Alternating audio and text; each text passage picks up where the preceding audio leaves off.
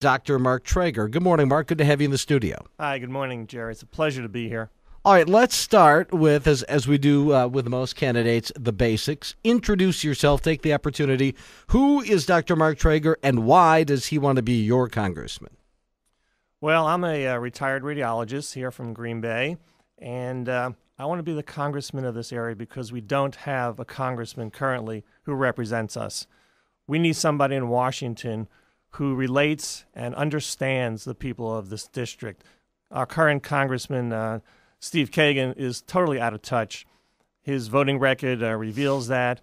He votes consistently in conjunction with Nancy Pelosi and the Democratic Party. And he'll come back home and tell us one thing and patronize us, and then he'll go back to Washington and vote strict party lines and on a liberal platform. So I'd like to be a congressman. I'd like to represent the people of this district, and I'd like to be your voice in Washington. Before you get to Congressman Steve Kagan, there's a crowded primary field for the Republican nomination. I'll ask you the question I've asked everyone who's taken up this invitation. Why are you the best choice among a very crowded field? Well, when Steve Kagan ran first in 2006 and then again in 2008, he ran behind his medical school diploma. He said he was the one that understood health care. He was the one that could help us. He was the one that could change the system, and he was going to do what's best for us. And as we've seen, that's not true. I'm a physician. I have a medical school diploma, and what I offer is I level the playing field. He cannot run from me. He cannot hide from me. He cannot say he knows more about health care than I do. I will debate him on the issues. I will flush him out, and he's going to have to face me face-to-face, toe-to-toe, and debate the issues. And he can't just hide and patronize me and say that he knows more than I do.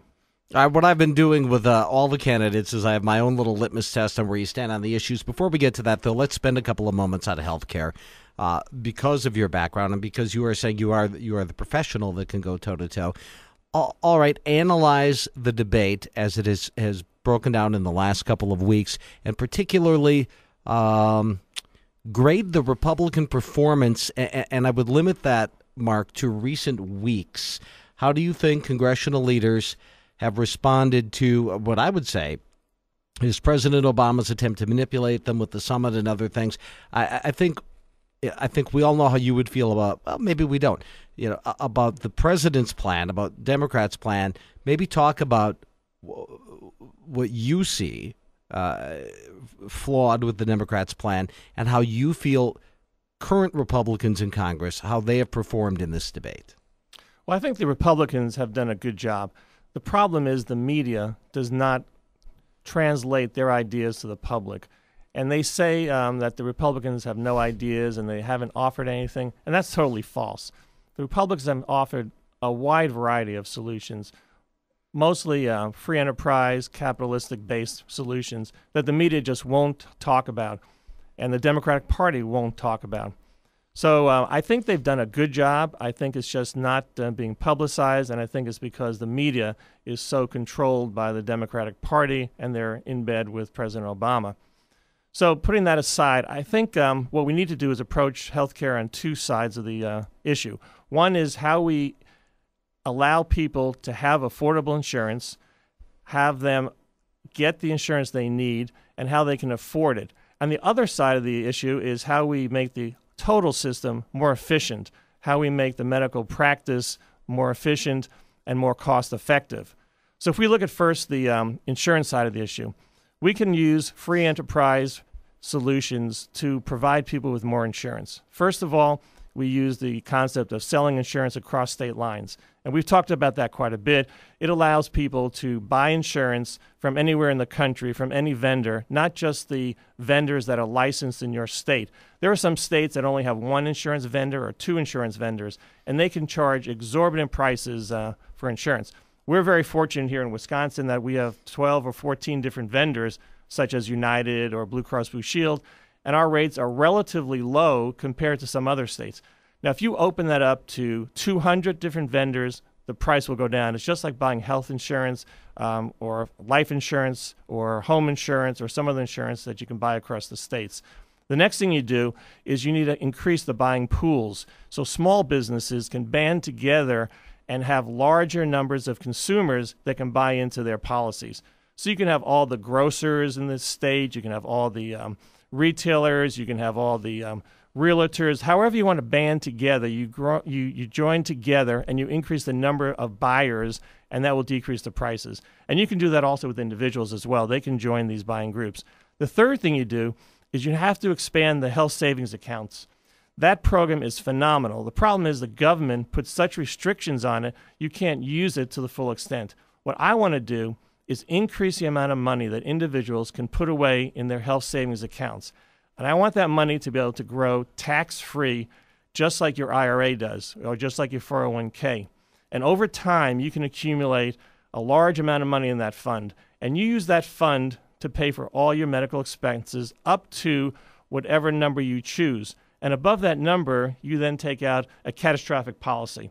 So if you feel comfortable with a $5,000 limit, you can put away money up to $5,000. You use that for your medical expenses. When they go beyond that number, you'll have a plan that will kick in and cover the high expenses. So you'll never go bankrupt, you'll never lose your house, and you'll never have a problem with not being covered.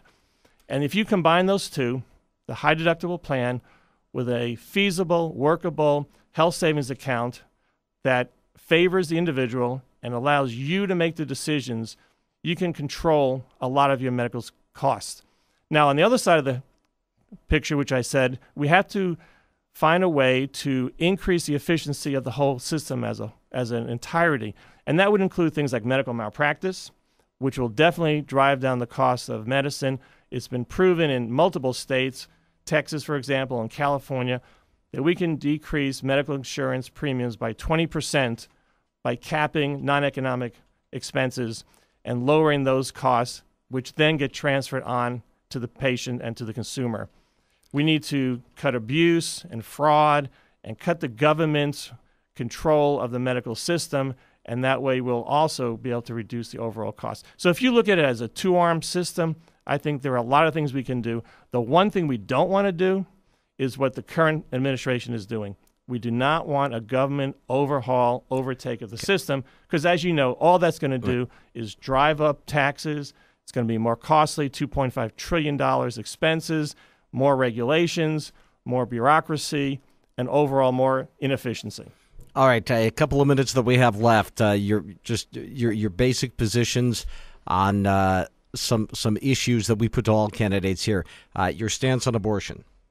I am a pro-life candidate. I believe in the sanctity of life. Do you believe there is scientific validity to the theory of anthropogenic or man-caused global warming? No, I don't. I think the weather cycles. We have cold times, we have warm times. Throughout the course of history, there are cyclic periods in our weather, and I believe that there are times that there may be some warming, and there'll be times that there'll be some opposite colder weather. So no, I do not believe in that philosophy. What's your position on what the administration should do, if anything, with the don't ask, don't tell policy of gays in the military? Well, you know, that was the first executive order, if I remember correctly, that President Clinton signed as president when he became president in 1992, 1993. It's worked very well for the 17 years. I haven't heard any problems with it. I think it should be left the way it is. Do you believe the Second Amendment secures an unabridgable right to keep and bear arms? Absolutely.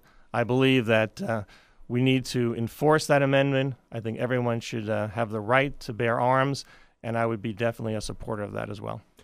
All right. Dr. Marc Trager, candidate for Congress, we are out of time. Thanks a lot for joining us. Well, thank you so much. I appreciate being here, Jerry. All right. Ton of stuff coming up.